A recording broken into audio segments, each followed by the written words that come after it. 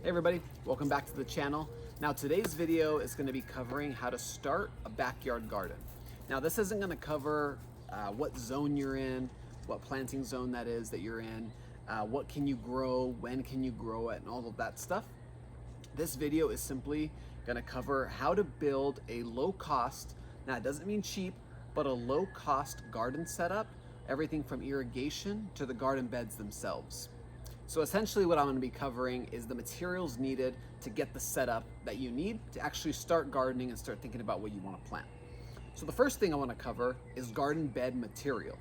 Now, what you'll see behind me and what I'm sitting on, you'll notice that our beds are made of cinder blocks, red cinder blocks. Luckily, these were built when we moved into the house, but they're super easy to make. You kind of need to, when you're building your garden or you're thinking about building your garden, you need to decide what material do you want for your garden. That might, you might take a few things into consideration: the style, how it's gonna look, what vibe you got going on in your backyard or front yard or wherever you decide to build it. Materials that I like are gonna be brick, of course, because that's what I have. Stone would look really nice. Real low cost method and probably less heavy method to be carrying from your truck or wherever to your yard is probably going to be metal or aluminum as well. I know there are companies out there that sell like aluminum that you can kind of fold into the bed shapes, but I personally, I love the brick. I love the stone look. Adds kind of a, I don't know, adds an ambiance to the backyard in my opinion. One thing I will tell you though is to avoid wood. In my opinion, it doesn't matter what environment you're in. Here in the desert, it doesn't rain that often, but when it does, we do have like a wooden planter box, and it's like we've had it for a couple of years, and I've already noticed it start to break down and get a little rotted, which we don't use it because of that. And if you live in an even more wet climate, which just about anywhere is a little more wet than Arizona, I could personally see wood wearing down way faster. So stick to a material that isn't going to break down over time. It's going to save you a lot of cost in having to rebuild boxes, having to excavate all your soil and do all of that to rebuild a box. It's going to save you a lot of headaches later. So in my opinion, stick to the durable materials like stone, brick, or metal. The next thing you're going to want to think about is how high you want them. Now you'll notice mine here are probably 2 feet off the ground. It's a couple things to take into consideration when you're thinking about how high to build them. Is number one, of course, is the materials. The higher it is, the more materials you're going to need, the more expensive it's going to be to get set up.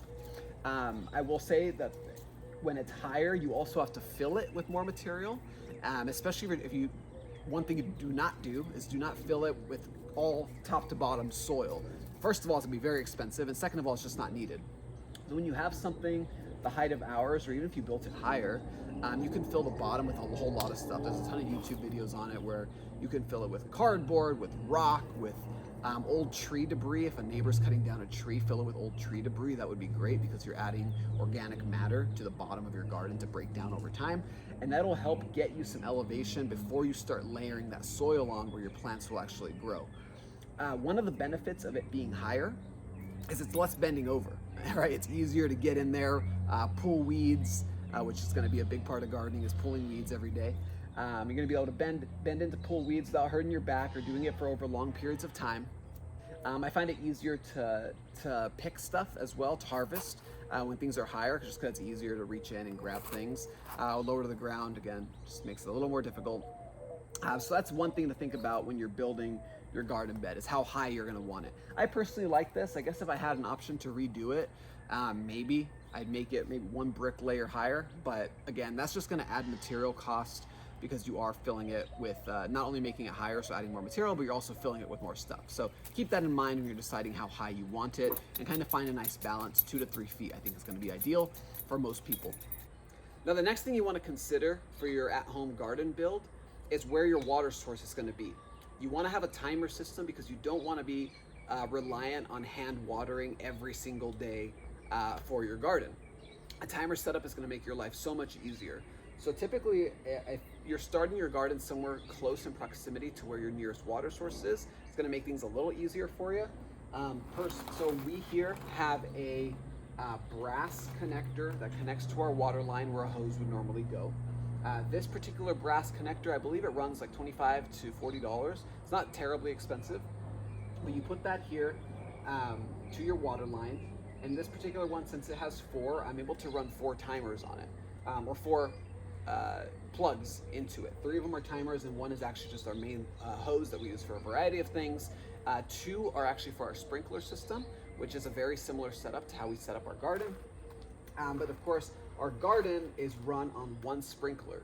So we have 6 beds, and all of that runs on 1 timer. And a tree as well is also attached to the same timer.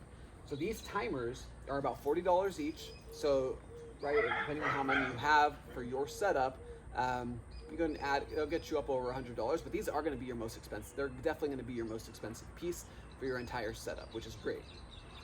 So these timers, again, depending on how many you have, you're able to set. These ones are fairly straightforward. They don't have too many settings. You set the time that it currently is, how long you want to water for, start time, how often, off, and then auto for letting it run once you have all your settings set up. You can even put on a manual setting if you want to manually water for whatever reason, for a particular time, or you're testing it or whatever, you can have a manual setting as well. But that is one essential piece that you're going to want to set up, and that is a timer with a brass connector to your main water line for your garden. So once you have your garden beds built and your timer system set up, the other thing, the next on your list, is going to be building your water lines to your garden. Now, you might think this is going to be expensive, but it's actually the cheapest part of the whole thing. I was really surprised when I first started doing this and repairing our old lines, how cheap it was indeed. So first, of course, you're going to need PVC. Home Depot or Lowe's or any kind of hardware store sells PVC for like, I don't know, I can't even remember what the price, but it was way cheaper than I thought it was going to be. I think like one that was like twice this length was like $10, maybe even less. But you're going to need PVC pipe, and a lot of it, depending on how far you're building and how many beds you're watering. You're going to need connectors. Here, there's probably a proper name for these, but this is what connects one PVC to another. So all the time that the PVC is running underground, you're probably going to be connecting a lot of these to each other. You're going to need elbow joints. Typically, these are going to be used when building the water line that waters the garden. Sometimes when it's leading up, if you have any turns in your garden or the lead up to your garden, you'll use them elbow joints. And then, of course, T-posts. T-posts come in handy when you're building out the water lines as well, but also when you're building them. If you can imagine this running underground, a T-post coming up, another long PVC coming out this way that's going to another bed, and coming out of this is the water line up and into the garden. So T-posts are going to be heavily utilized. Honestly, if you are a stickler about being exact about everything, you probably want to measure beforehand before going to the hardware store. Measure beforehand how long, how many PVC pipes you're going to need, how many elbow joints you need, how many T-posts you need, and figure that all out beforehand. Don't be like me, where you show up to the hardware store and make another 20 trips after because you didn't measure to start, and you need to keep going back because you forgot something, or you realize you were missing another 50-cent T-post or connector or whatever it is. I've had way too many trips to the hardware store to count, and you can just save yourself a lot of time by measuring how much material you're going to need from your timers to your garden beds beforehand. Now, of course, once you have all of the PVC and the connectors, you will need to put them together, and you will need to cut them to size. So to do that, you'll be using PVC all-purpose cement. Stuff is really sticky, smells horrible. Maybe wear a mask when you open it. But typically you want to work fast with this, so only use it on parts that you're absolutely ready to start connecting with each other. So this, very inexpensive as well, but PVC cement. And then of course you're going to need one of these. This is also pretty cheap, runs like $10. It's a PVC cutter. So these long PVCs that you buy them in really big lengths. At the hardware store, you're going to want to chop them down to begin working with them, because you're not going to be using the full length. And as you start to cut them down, you'll be able to connect them to your posts, your T-posts, your connectors, to your elbow joints, and you'll start building out your water line as you need it. Now next, of course, you're going to need to build or dig a trench for your PVC. You don't want these ugly things sitting on top of your yard or going through your backyard and people tripping over them and breaking them. You're going to need to dig them. So for that, you're going to need a pike or a shovel, and just dig a trench that's deep enough to really get these underground so that they're not bothered or hit by the sun and eroded over time. Dig a hole deep enough or a trench deep enough to fit these and drop them in. I would almost recommend digging the holes first before building these out. Dig the holes first, kind of lay these into the hole before gluing them as you see fit, and as you work your way to your garden beds, lay these down. Once you have all of that situated and you see how much material you need, you see what you're missing, then you can start gluing when it's already in the hole. I'd recommend, if I had to do it again, starting that way. That way you don't have any mistakes made, especially mistakes downstream that you have to fix and start cutting PVC and editing your lines. So digging the hole and digging the trench is going to be your next step. And then putting these together, of course, is the final step. So what I'll do is I'll show you from start to finish what our garden beds look like, from timer to PVC coming off the timers underground, and then to our garden beds, so you get an idea of what a finished product can look like. And again, this is going to be a very inexpensive way to get your garden set up before you start thinking about what to plant, when to plant it, what zone you're in, and all that good stuff. All right, so now let's put it all together for you so you can see what the finished product could look like. So see here, we have our brass connector that connects to our main line or our hose. You'll have the timers and the PVC that runs into the ground. Okay, we'll walk on over. It goes underground here, our PVC does, and then you'll see where it comes out of the ground here. Now, like I explained earlier, a PVC line is running the length of our garden down this way. That's just a couple long PVCs connected to one another underneath. And on that main line pipe, we have T-posts that come up to supply water to each individual bed downstream. So as you see on this bed, I'll just show you on the one bed so you get a better idea of what it looks like, is it comes up, we get an elbow joint to come over and then drop into the bed here. Okay, and then what you'll notice is the lines that we've chosen or that were here when we moved in are a rubber. That's like a plasticky rubber.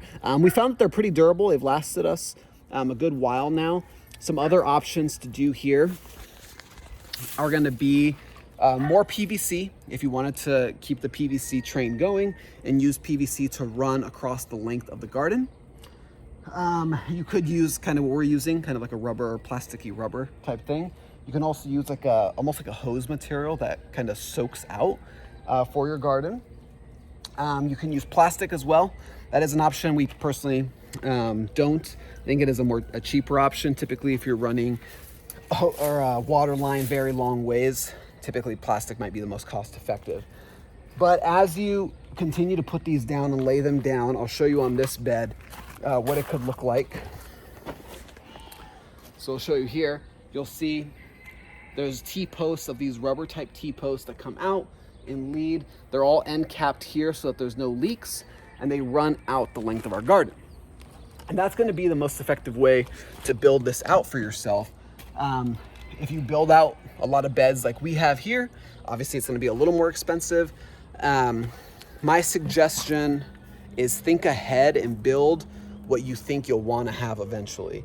Because from speaking from experience of having to dig these out when I'm fixing lines and repairing lines, is if you start with one bed, but you're eventually, you're going to want 3 or 4 or 5 or 6, you're going to have to go dig later, cut lines, add lines. It's very difficult to do after the fact. It's very difficult to repair.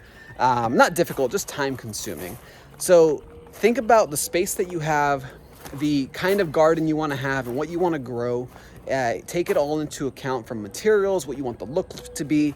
And then before you start working, kind of plan that out. So when you go to the hardware store or wherever it is that you're getting supplies, you have a clear picture of what you want the end product to be. It's going to save you a lot of time, a lot of trips to the hardware store, a lot of trips for supplies. It'll save you tons and tons of time. Just take it from me, speaking from experience, when you're building this garden bed.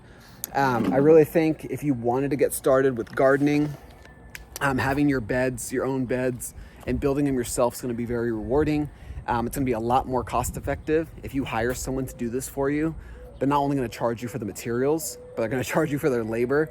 And this does require a lot of labor. This is probably, you know, a full day, few days, a week's worth of work here, especially hauling all of the material to your home. It's going to cost you a lot if you hire someone to do it. So doing it yourself, again, much more rewarding, much cheaper, and you're going to be able to look back at it and say like something you're proud of doing yourself.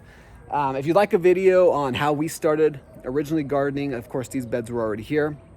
I've done enough repairs on the lines that it's kind of become my own, at least the watering side of things. But if you want to see more about our garden and kind of like what we're planting when we plant it here in Arizona and Phoenix area, let me know, leave a comment, let me know what you want to see.